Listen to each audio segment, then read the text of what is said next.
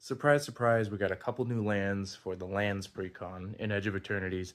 Starting with this new one, we got Emudian Hatchery. I don't know how to pronounce that, but this is a land.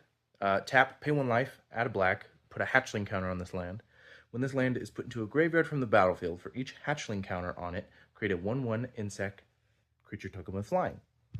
This card's pretty cool because you put counters on it just for tapping it for mana. You don't have to do anything extra except for pay a life, which is nothing in Commander. The only thing you got to make sure you know how to do, and if you're playing it in this precon or building the deck like that, is sacrificing this land, getting it into the graveyard, because it doesn't sacrifice itself. But there are a ton of cards that do that. So if you're playing that deck, this is a home run for sure and could get out of hand very quickly. Next up, they're finishing up a couple cycles, or at least it looks like they're finishing them. We've gotten 2 so far. We have a Vernal Fen, which is a swamp forest, taps for black or green, and this land enters tapped unless you control 2 or more basic lands.